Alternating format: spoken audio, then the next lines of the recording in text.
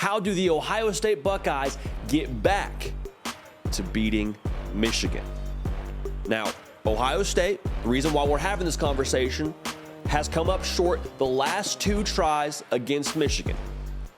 In 2021 in Ann Arbor, and then in 2022, we were there to watch Michigan pull away in the fourth quarter and beat Ohio State. Now, that's not anything that Ohio State's really that familiar with, historically at least, in recent history. I mean, Ohio State had run this rivalry for the better part of the last 10 to 15 years, it felt like. But Michigan now has kind of asserted themselves as the bully on the block. So how does Ohio State get back to beating Michigan? The question I posed at the very beginning of this segment. You know how you beat a bully? You hit him in the mouth.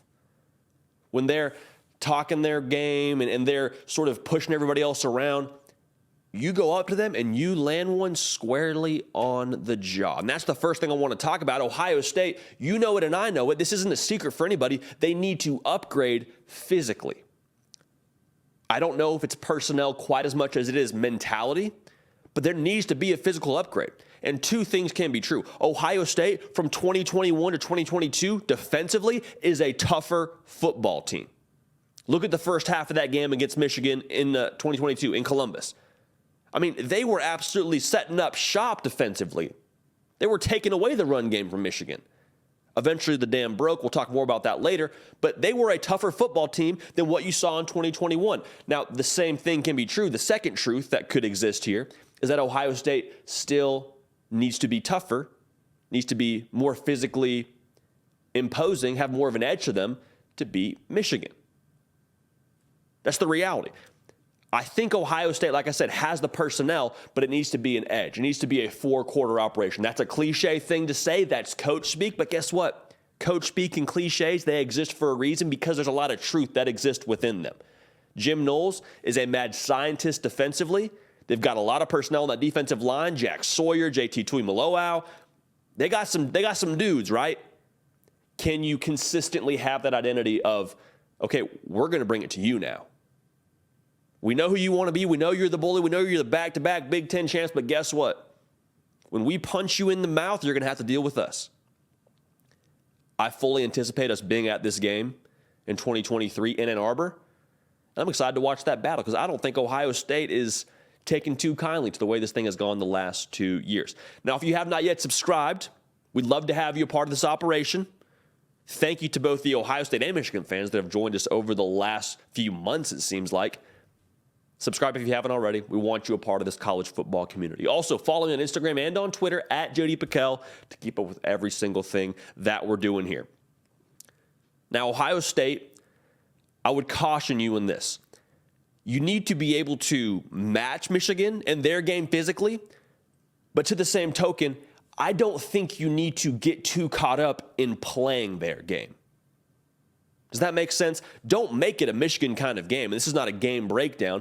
You don't need to be the more physically dominant team. If you just have enough to match them with that, to where that can't be where they just force you to bleed out, I think you're in good shape. My advice to Ohio State actually would be to lean into what you're good at. Lean into your edge. Don't worry about Michigan's game. Match them in it, but play your game. And what is Ohio State's game? They have the best skill players in the country. Look who they have coming back. Travion Henderson, Mine Williams at the running back position. 2 top 10 backs, according to our staff over here at On 3. Emeka Egbuka, Marvin Harrison Jr., 2 top 5 wide receivers, according to our staff here at On 3. Marvin Harrison Jr. being the number 1 wide receiver. He's going to see the football a whole lot. Lean into that. Because while Michigan has a lot in the trenches and they've got a lot of good skill players, there's nobody that can run with your horses, man. There's nobody that can play in space with those dudes. I would have loved to see them involve Marvin Harrison Jr. in that game a little bit more during the second half. And some of that's game plan. Some of that is Michigan maybe even daring Ohio State to involve Marvin Harrison Jr. more. The reality is, lean into what you're good at. You play in space better than anyone in the country. Make it that kind of game. Lean into that. Because you got the personnel to do it. Now, why is that important? Because when you have an edge on that, and your edge doesn't fully get to be impacting on the game, well, then why do you even have that edge? Why do we even have Marvin Harrison Jr. lined up out wide? Why are we threatening to play in space then if we're not going to take full advantage of it? So obviously that's going to be an emphasis in the game plan going forward for Ohio State. But I'm telling you, don't make it Michigan's game. You don't need to play Michigan's game. Play your game. Be Ohio State. Michigan can be Michigan. Don't get caught up in playing in the trenches too much. Match them, but don't play too much. I hope I haven't been unclear there. This is the last thing that I think is potentially the most impactful when you look at how this game went a year ago. We talk about Ohio State needing to be tougher, and I think that's true. And I hope that's not a disrespectful thing that Ohio State fans are going to receive it as. It's not. I think it's just an honest assessment. But Jim Knowles' defense, I said it before, one of the most complex schemes in all of college football. And I'm looking at this tape before we did this video, and I'm watching back the different busts that happened within this game. The long touchdowns, right? The 2 Donovan Edwards touchdowns, the deep passing touchdowns. Those, to me, weren't just physical domination by Michigan. Michigan made the play, don't get it twisted, but I would also argue that those were just self-inflicted wounds in a lot of ways by Ohio State. They're trying to fit the inside zone. Twice they fit it incorrectly with nobody back to try and make a tackle. The safety's drifting to the other side of the field. We don't have anybody on the backside. Our linebackers get caught up. Like, there were some self-inflicted wounds here. And so my question would be, and my hope would be, to win this game next year, are you able to take another step in terms of how comfortable you are in this scheme? Because like I said, it's complex.